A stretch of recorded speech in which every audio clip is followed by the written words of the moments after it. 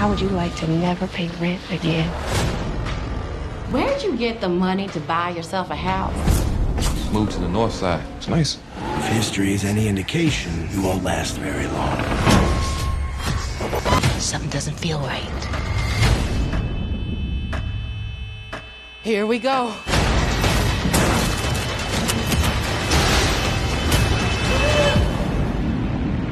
What's good, YouTube? It's your boy, it's your homie Futuristic Mike, and I'm back with another Lovecraft Country video if you're new. Now, this is going to be the recap for Lovecraft Country Season 1, Episode 3.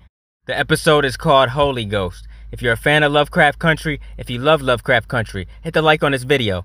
If you're new to my channel and this is the first time you're finding me, subscribe and turn on those post notifications so when I post videos on Lovecraft Country, you get them.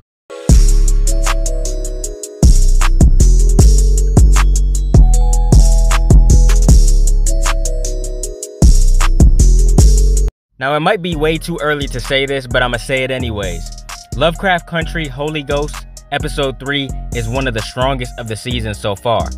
The first 2 episodes are dedicated to the horrors away from home, but Lovecraft Country Episode 3 spends its latest hour focusing on the troubles at home. They were back in Chicago in this episode, and it was a crazy-ass episode. Now, it starts with Letty being ready to lay down some roots. So what better way to do that than buying a mansion with 13 bedrooms in Chicago's extremely white north side? I mean, this was the whitest neighborhood I ever saw, and there's a lot of things that happened, we're gonna talk about it, but this neighborhood was extremely white and racist. I really have to applaud Letty's decision on buying this house because the house actually is a steal. Letty is extremely happy and she is thrilled with the idea of turning this old mansion into a boarding house and safe space for black Chicagoans. She wants to make sure during the renovation her and Ruby can bond. Because we saw in the first episode they didn't really get along that well. It seemed like they had a little bit of issues. It seemed like Ruby thought Letty was using her all the time for money and everything like that. So it was nice to see these two bond in this episode. Now, the move-in process is the first sign of trouble. And we see that some of Letty's white neighbors are gonna be causing some trouble. Now, after Atticus turns up at the house to take a room and help Letty and Ruby, the entire house is alerted to trouble when the endless honking of car horns is heard outside. Some of the neighbors come by and put bricks on the steering wheel. Letty, Ruby, Atticus, and some of the new boarders head outside and see 3 young white men leaning on 3 parked cars which have bricks tied to the steering wheel. They're trying to use this as an intimidation tactic, but it's very effective actually because it really bothers Letty and everybody else. The racist bullshit of Letty's white neighbors escalates during the first night in the new place. Letty is having a housewarming party now that the mansion has been cleared up and made livable. Ruby's band plays extra loud in the living room to drown out the honking that's still going on outside. Everyone is letting loose, having fun, and trying not to focus on anything negative. Atticus and Letty move around each other and they don't really talk too much. You know, there's a lot of people there, but the 2 of them end up hooking up in the bathroom. Letty's dancing with some guy downstairs and Atticus seems to be real jealous. So then Letty goes upstairs in the bathroom and Atticus just starts kissing her and it leads to them smashing. They hook up in the bathroom and then they come back downstairs and get to partying before Ruby spots something outside. She pulls back the blinds to reveal a burning cross on the lawn. Letitia fucking Lewis returns to show her white neighbors this is not how things are gonna go in the neighborhood. Atticus and a few of the other men grab shotguns for protection, and Letty grabs a bat and she takes the lead. She goes over to all the cars and she smashes out the cars and she whacks the bricks off the steering wheels.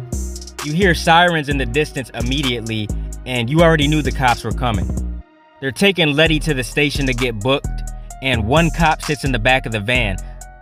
He's being racist as hell and he questions Letty about being able to afford that house. The cop is also saying that she has no idea what went on in that house. The cop was hinting at dead bodies of black residents being found before she moved in. Letty soon finds out exactly what happened in that house. This episode begins with a typical haunted house setup, including a malfunctioning furnace, bed sheets being moved mysteriously, and an innocent game of Ouija. You know, they had a Ouija board, and I think it said, "Hi, Uncle George," or something like that. And Uncle George's daughter was freaking out. She said that is not funny. She thought her friends were moving it and they did that. But this episode was very disturbing. As soon as you got past all that shit, it ended up showing a lot more. Now once Letty gets back home, she decides to develop the photos taken from the move-in day and the photos from the party, because the basement has a room below it that can be turned into like a dark room, so she uses that room for pictures and stuff like that.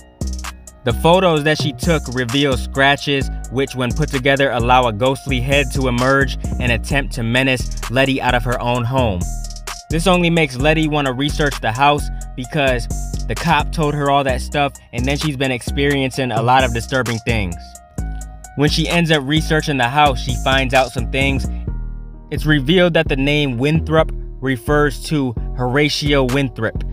We saw this name back in episode 2 on the painting of Adam in Paradise in Samuel Braithwaite's laboratory. If you guys remember, just go back and watch episode 2 and you guys will see this name.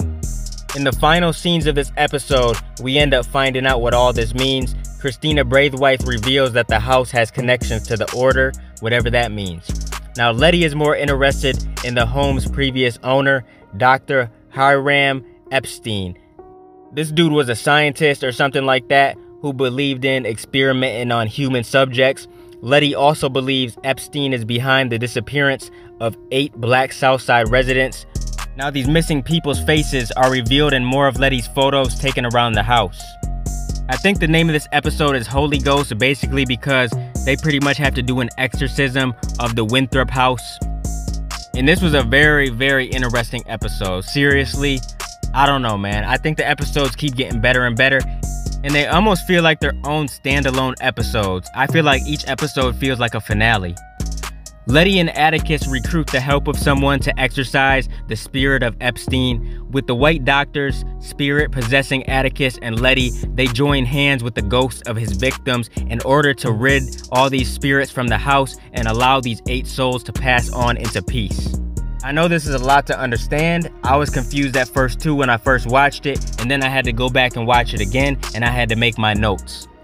Now the Freemans are really going through it in this episode. With Montrose back in Chicago, Uncle George recently departed.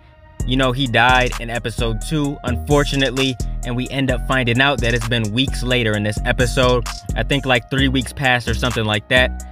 Now the surviving Freemans, Montrose, Atticus, Hippolyta, and Dee, they're still grieving from Uncle George's death in Ardham, which happened 1 month prior. You know, it was like a month or 3 weeks or something like that. Montrose and Atticus have formed a pact to not tell Hippolyta the real reasons behind her husband's death. They don't want to freak her out or anything like that. They don't want to tell her that monsters and wizards and stuff like that actually exist, because she definitely would not believe a single word they say if they said something like that. They told her that Uncle George got shot by a sheriff, and they said they took care of the sheriff, but she does not believe it at all. Now, with little to no answers about what happened to the love of her life, Hippolyta keeps seeking for answers. Now, this secret about George also eats away at Atticus and Montrose. They feel real bad about lying about it, but they don't know what else to do. Now, they showed how much of a weak connection Montrose and Atticus have in this episode. It doesn't feel like they're close at all, and I think Uncle George is Atticus's real father. It seems like Atticus and Montrose will be staying in Chicago in the future. It doesn't seem like they trust each other very much. Now, purchasing this house in Chicago's north side causes some problems between Letty and her half-sister Ruby. In one careless moment, Letty reveals she still has money left over from what their mother left her in her will. This is money neither Ruby or their brother Marvin was given. Ruby had so much anger with Letty over not sharing the money while portraying herself to consistently have money troubles. And this is more than understandable because I do feel like Letty should have shared that money. I know I would have wanted my siblings to share that money with me, and if it was the other way around, my siblings definitely would have wanted me to share that money as well. This seems like a betrayal that Ruby won't be able to forgive Letty for, and it seems like these two are going to be beefing for quite some time. And it ends up turning out that Christina Braithwaite is really the one that gave Letty the money. because we see Christina at the end of the episode. Atticus talks to her, and of course Christina unleashes a spell on Atticus again, and she's talking all this shit, and she pretty much tells Atticus that if he wants to learn more about their family in the future, give her a call.